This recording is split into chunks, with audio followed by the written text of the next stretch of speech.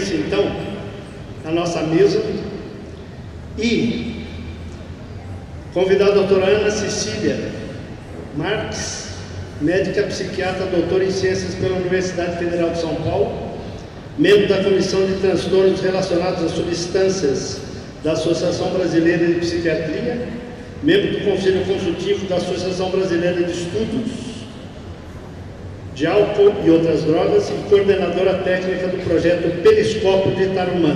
E ela vai nos contar esse trabalho de prevenção no município de Tarumã.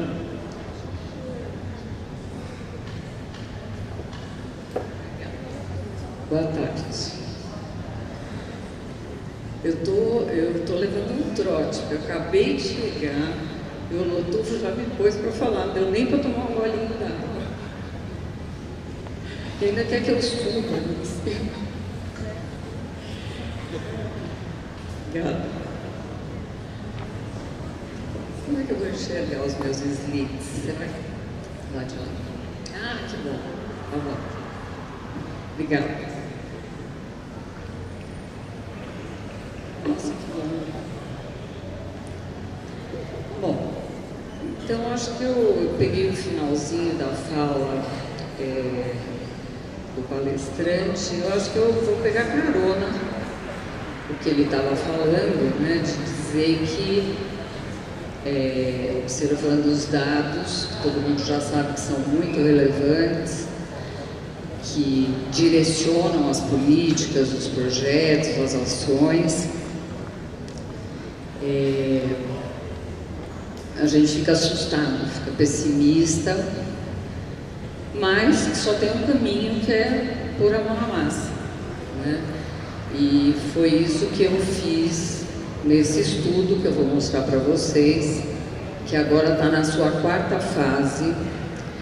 É um projeto que tem 11 anos já, numa cidade bem pequenininha do centro-oeste do estado de São Paulo, que é o projeto Periscópio, lá em Tarumã, perto de Prudente, Assis, Marília, lá no triângulo ali do estado, onde a gente, há 11 anos, essa cidade foi sorteada para que a gente desenvolvesse uma política de drogas para o município, já que não dá para ficar esperando que o governo federal, o governo estadual entenda desse microcosmo, dessa cultura, dessas peculiaridades tão longe, né, do centro do país, do conhecimento do país, né, onde as políticas que datam de 1990, a lei que protege a nossa criança e o nosso adolescente, a política do tabaco de 96, que protege o fumante, dá a ele tudo que precisa para que ele se trate, elas não chegam lá em Tarumã. Então, pensando nisso, né, nós fomos para lá com uma equipe. Esse projeto foi pensado em 2006 e em 2007 nós já estávamos lá negociando com o prefeito para que ele se colocasse dentro dessa experiência piloto para o desenvolvimento de uma política municipal de drogas. E é lógico que para esse painel eu vou fazer um recorte das políticas ou das ações preventivas.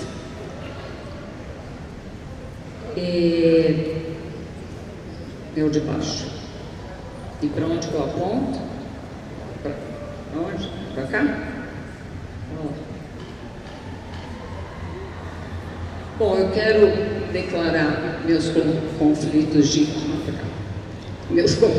interesse e com isso quero agradecer, que eu não tenho, portanto, né? O Lotufo já falou as instituições que eu pertenço. Eu estou me aposentando como médica do governo do estado de São Paulo, então não tenho mais esse vínculo também. E com isso agradecer Lotufo, né, pelo convite, a organização toda do Free Mind, e colocar essa experiência para ser debatida.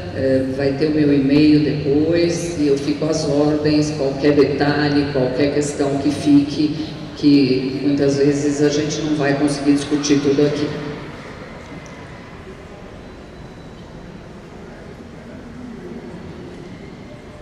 Pode passar.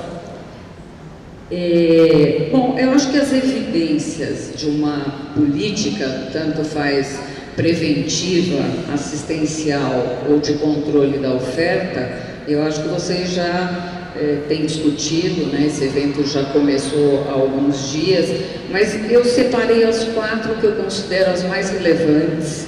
Então, a primeira, que as evidências, como está no título mesmo, desse encontro, são muito importantes para direcionar as nossas ações, ter benefício para o ser humano, economizar dinheiro público, né? Então a evidência científica faz a diferença e cada vez mais a gente lê e estuda artigos mostrando que não existe uso seguro de substâncias, que isso é uma interface muito peculiar do indivíduo com a droga, né? Então não existe como fazer essa previsibilidade de que uma dose só não vai ter nenhum impacto no meu organismo, como também não tem droga leve nem pesada e por aí vai. Então evidências fundamentam as premissas e essas 4 eu usei desde o início da minha conversa com o prefeito para tentar que ele comprasse essa ideia. Eu fui fazer um advocacy com ele, com os secretários que lá estavam na gestão de 2007, para que ele acreditasse que eu vinha daqui de São Paulo, da Unifesp, e tinha toda uma justificativa científica, estudada, que nós estamos no século XXI, né, e podemos usá-las muito, né, livre acesso a todos esses artigos e estudos longitudinais, e que ele tinha que pensar que nós poderíamos mudar o cenário lá dessa cidade. E essa foi a primeira premissa que eu usei lá com o prefeito de Tarumã. A segunda, que prevenção ainda é um desafio até hoje. Então, dentro de todas as políticas de drogas, a prevenção é a mais tardia, é a que mais tem dificuldades, barreiras. E, óbvio, a gente só foi aprender sobre a doença, só foi aprender sobre fatores de risco na década de 70. Então, nós estamos falando de outro dia ali, né, quando eu estava entrando na faculdade de medicina, isso nem cabia no currículo, né? O que é ser dependente de substâncias de abuso, mas que hoje a gente já tem um corpo de evidências também bastante robustos e que a prevenção está deixando a desejar, né? Outra questão é sobre a própria dependência e explicar para ele que é uma doença crônica adquirida que se desenvolve no cérebro e que tem tratamento, não esse que a gente tem oferecido. O tratamento, ele se fundamenta na leitura do que é a dependência, do que é o transtorno por uso de substâncias hoje.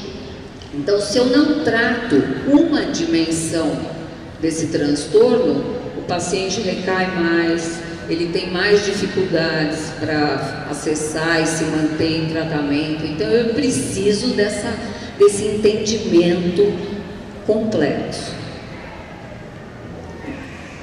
Na maioria dos lugares que a gente pesquisa sobre qual é a filosofia do indivíduo sobre o uso de substâncias ou sobre a própria dependência, ainda é vigente o conceito moral e não o conceito de doença adquirida, crônica, que se desenvolve no cérebro e etc, etc.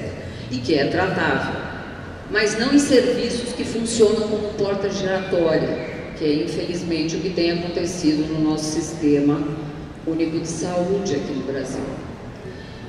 E ele ficou me ouvindo, né? Muito educado, né, interessado, a priori, ficou me ouvindo e acreditando que eu vinha para dizer para ele como aplicar boas práticas para tratar os dependentes. E aí, por último, que a política lá de Tarumã teria que ser feita por todos. Eu passei rápido pelo primeiro slide, mas a política de Tarumã hoje, a política de drogas, é a época 2007, projeto. Então, hoje é lei municipal de drogas de Tarumã, o projeto, e não fui eu que fiz a lei, foram os munícipes de Tarumã.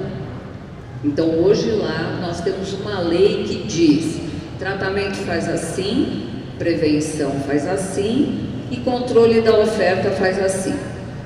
E nós estamos na última fase do projeto, é o 11º ano, e iniciamos a avaliação de efetividade dessas ações, porque política caduca, por isso que a gente tem que mudar as leis.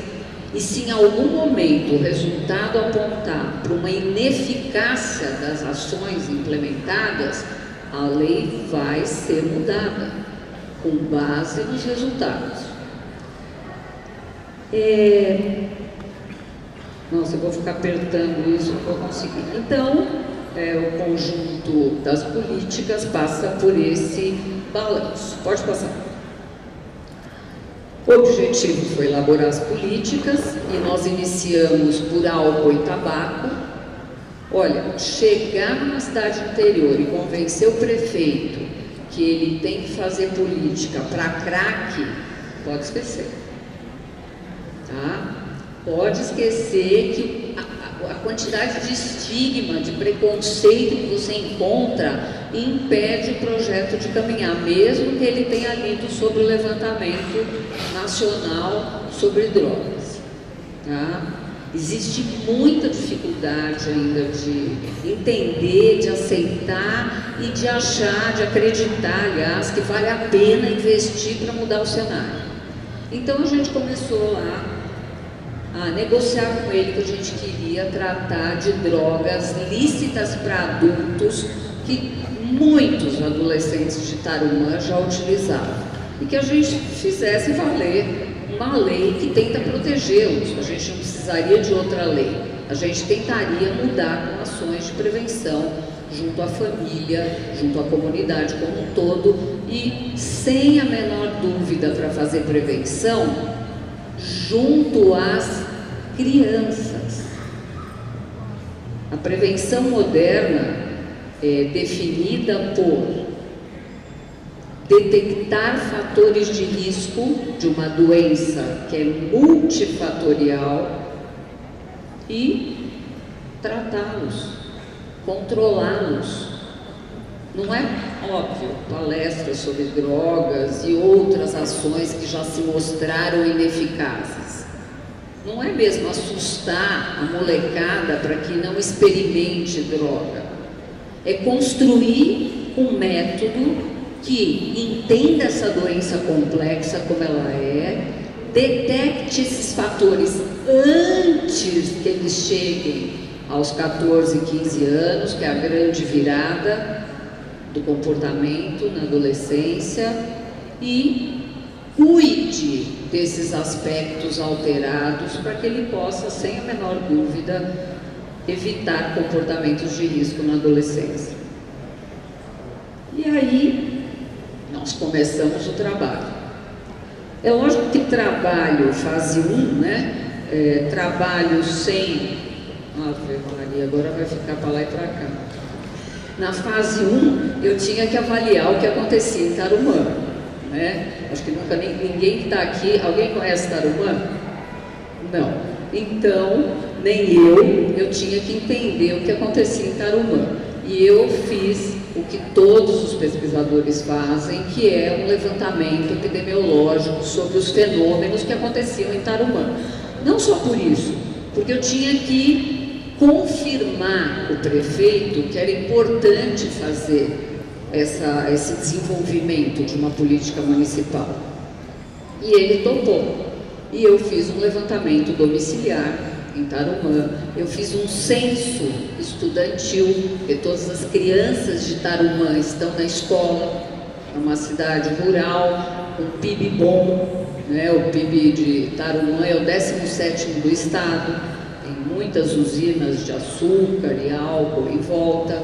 A população é basicamente feita de trabalhadores rurais dessas usinas, né? É uma cidade, portanto, que tem uma visão, talvez, porque tem uma economia melhor, uma visão de vanguarda, que gostaria de melhorar o seu IDH, gostaria de melhorar a qualidade de vida dos seus munícipes. Mas eu tive que provar para ele que era necessário, e eu fiz muito advocacy, muito advocacy. Eu fazia reuniões lá em Tarumã, eu vou uma vez por mês lá e trabalho uma semana há 11 anos.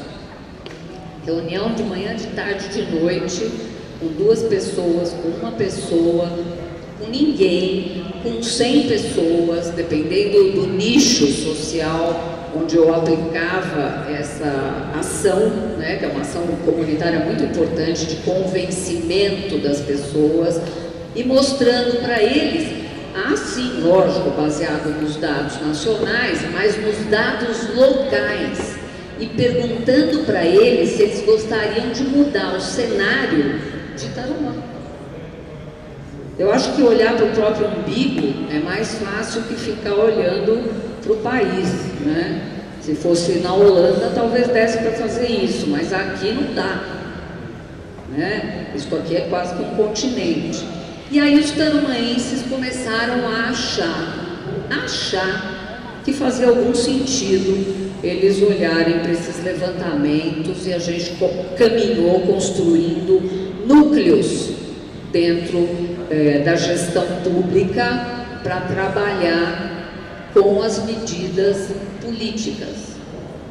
Um núcleo na educação, já que o meu objetivo de prevenção é a criança, desde a creche e a sua família. Um núcleo na saúde, já que a missão era mudar as práticas de tratamento, e um núcleo na assistência social, já que eu tinha que garantir mudanças sociais, que a sociedade se responsabilizasse por isso. Eu sou um ET. Eu digo que eu chego em Tarumã, pousou a espaçonave lá, sou eu que cheguei, daqui a pouco eu vou embora. Se eles não pegarem a batuta, eu não vou conseguir nada, não vou conseguir implementar nada. Então, a primeira ação de prevenção foi baseada no advocacy e nos levantamentos. Não dá para enxergar nada, não tem importância. Este é um índice de estabilidade das políticas, onde os critérios para avaliar agora no final, depois de 11 anos de trabalho, vem desse índice que foi construído lá no começo. Qual é o critério, por exemplo, para avaliar a saúde de Tarumã? Uso problemático, uso dependente e as suas consequências. Tudo relacionado às drogas, óbvio. Então nós temos esses índices de saúde, nós temos um índice de carga de doença crônica, que faz com que o indivíduo que abuse, o dependente, né, ele desenvolva mesmo consequências que podem incapacitá-lo precocemente e também ter mortalidade muito cedo na vida. Então, esses mesmos índices que são recomendados para todos os lugares que estudam o fenômeno e querem modificar o cenário, foram utilizados. Opinião pública é um índice que eu utilizei e agora vou avaliar de novo em novembro. A gente está fazendo o último levantamento que vai perguntar um monte de coisa para os tarumaenses, inclusive o que eles acham da lei, né? Já que o programa virou lei, e também de novas leis, já que infelizmente a gente não conseguiu controlar oferta de drogas com todas as ações recomendadas pela ciência que nós desenvolvemos lá em Tarumã. Tá? A gente tentou todas, e aí em algum outro momento eu venho falar disso sobre controle da oferta, que é um outro assunto. Pode passar.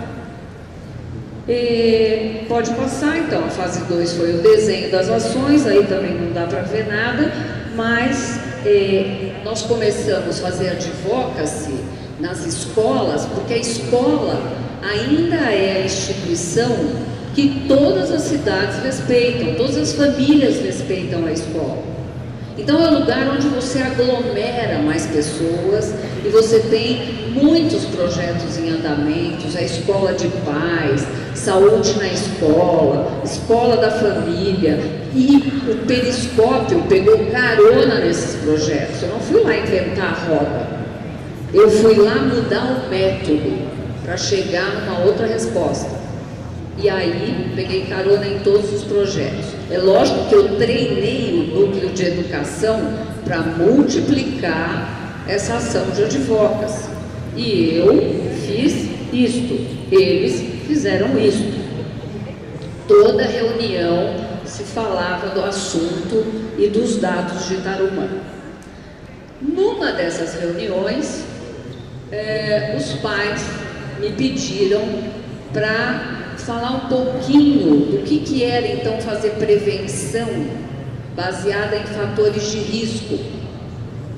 E aí eu tive que dizer para eles que prevenção baseada em fatores de risco era resolver transtornos de aprendizagem, era resolver transtornos mentais na infância, era resolver transtornos do comportamento, era resolver problemas familiares, conflitos graves, violência doméstica.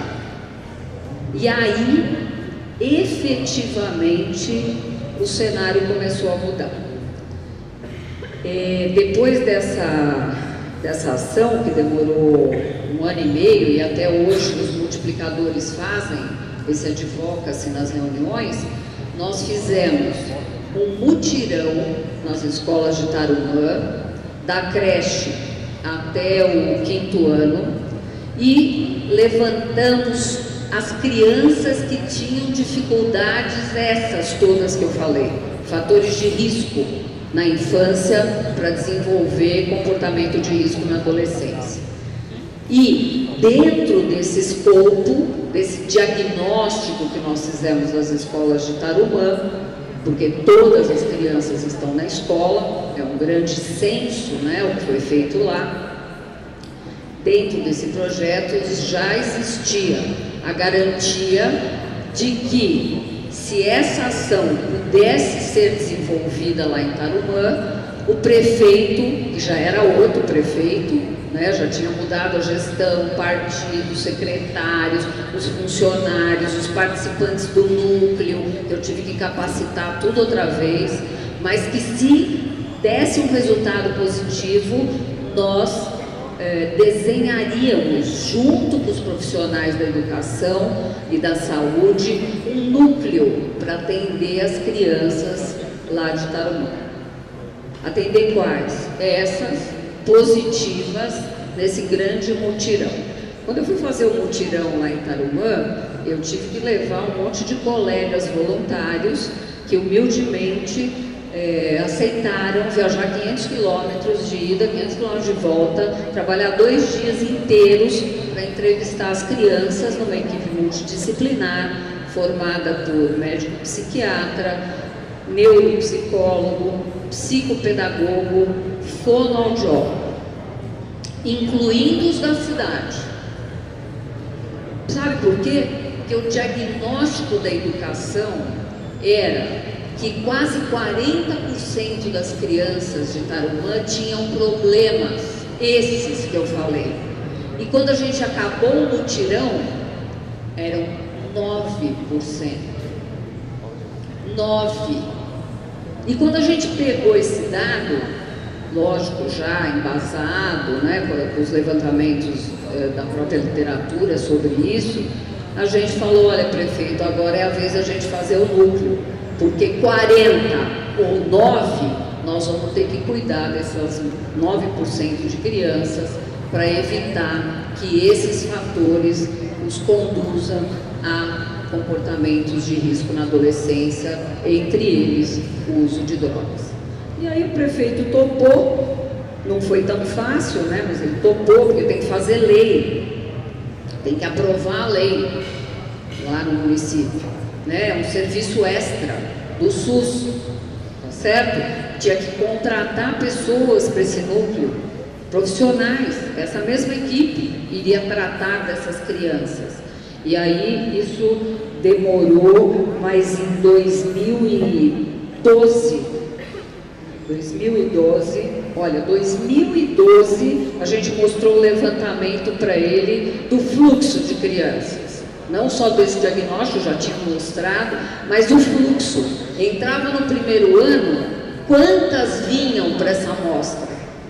E aí a Câmara aprovou esse núcleo e começou os exames, né, enfim, avaliar profissionais que hoje são efetivos lá de Tarumã e que trabalham nesse núcleo. A equipe ficou plena só em 2015. Mutirão 2010, 2011. O núcleo de tratamento e educacional, né, um núcleo educacional multidisciplinar, só em 2015 ele estava pleno, com todos contratados. Enquanto isso, os meus voluntários iam lá para tratar, tá? A gente fazia atendimento nas escolas, né?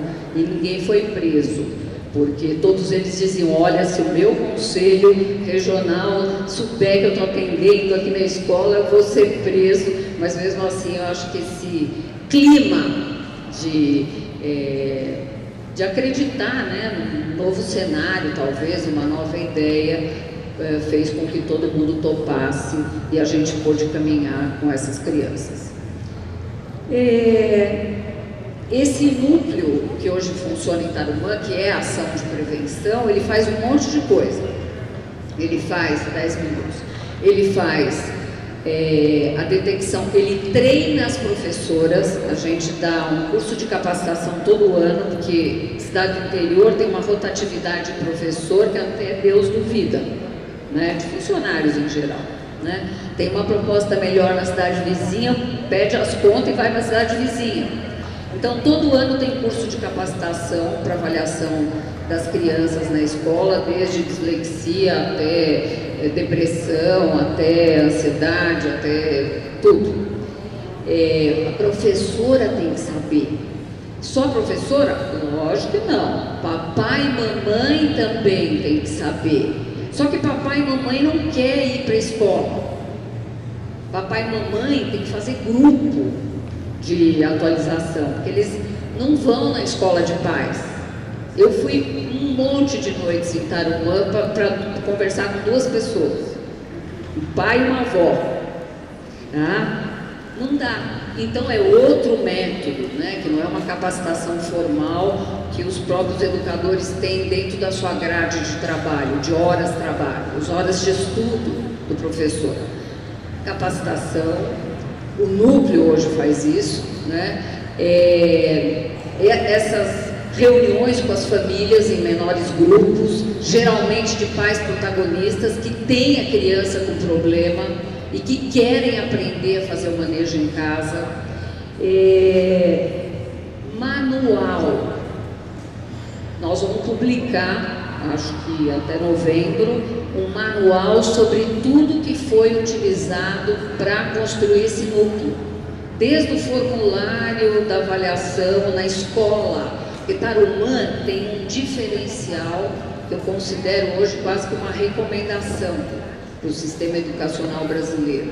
Ele tem uma psicopedagoga por escola, que junto com o professor avalia a criança que sai da média, seja no comportamento, seja na leitura, seja na escrita.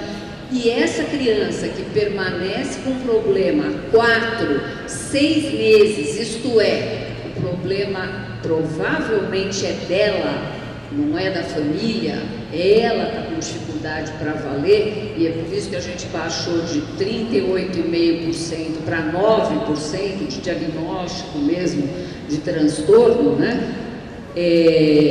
aí a psicopedagoga, que está acompanhando a criança há 4, 6 meses, encaminha para o núcleo, senão viria 50% dos alunos da escola. E aí a gente não precisaria de um núcleo, precisaria de 10.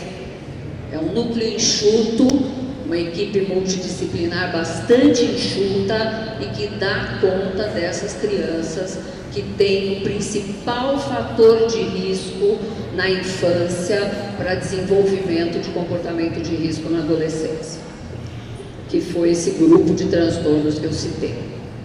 Então nós vamos ter esse manual já, né? Nós vamos publicar esse manual em tudo que foi construído por essa equipe, desde a avaliação do médico, da fonoaudióloga, da psicopedagoga, tanto da escolar como da clínica, e com supervisão, né? Nós conseguimos verba para a supervisão desses profissionais, né? As professoras, doutoras foram lá supervisionar tudo isso e auxiliaram na construção do material. 5 minutos. Pode passar para mim, por favor?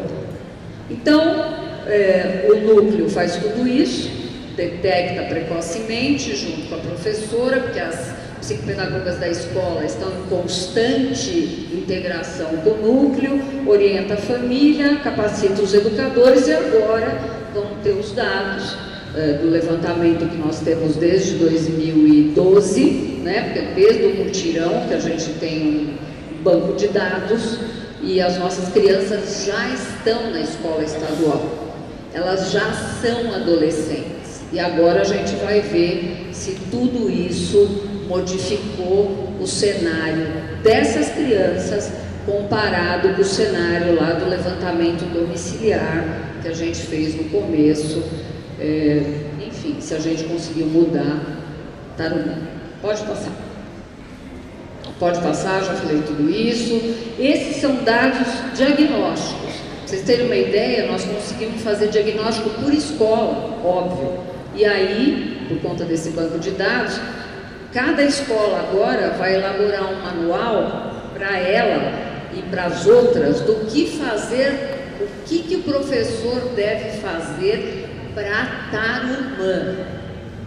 É totalmente diferente de fazer para São Paulo, certo? Estamos falando de uma cidadezinha de 15 mil habitantes, que crianças não têm acesso a tudo isso que a gente está fazendo lá. Então estão impactadas pelas dificuldades, muito mais do que aqui em São Paulo, que a gente tem acesso na cidade de São Paulo, enfim, e cidades maiores, que você tem mais acesso a tratamento, a superar as barreiras, né, que Tarumã não tinha. Cada escola teve uma prevalência de transtornos, então cada uma vai ter uma lição de casa e depois distribuir para as outras escolas. Pode passar? Isso aqui é tudo avaliação de processo, é a terceira fase do projeto. Nós estamos na quarta, que é a avaliação de efetividade, mas a gente foi tomando conta de todos os critérios.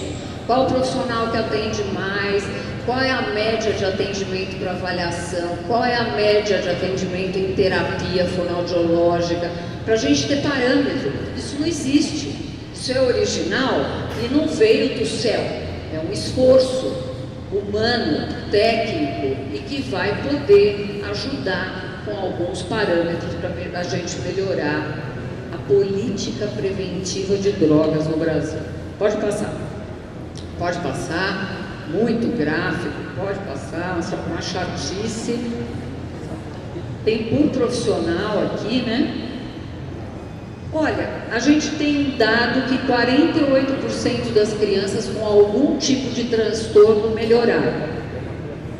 Melhoraram significa dos déficits que elas tinham, que são diversos aí. E que a gente agora vai ver a amostra que já chegou no colegial, tá? Do ponto de vista de transtorno, isto é, uma doença crônica, né? Todo mundo sabe que não tem cura para dislexia, enfim. Você consegue melhorar a criança, ela consegue aprender de uma outra forma, porque você vai trabalhar a dificuldade da criança. Do ponto de vista de estatísticas de doenças crônicas, nós estamos na média, 48%, 50%, 52% de estabilização. e performance na escola mais adequada. Pode passar. Eu acho que isso nem eu preciso falar, mas bem, na verdade, é o resumo das ações. E a última que a gente trabalhou nesses 2 últimos anos tem sido a integração, que é outro problema no Brasil. Cada um fica na sua igrejinha fazendo as suas coisas e ninguém troca informação e integra os serviços.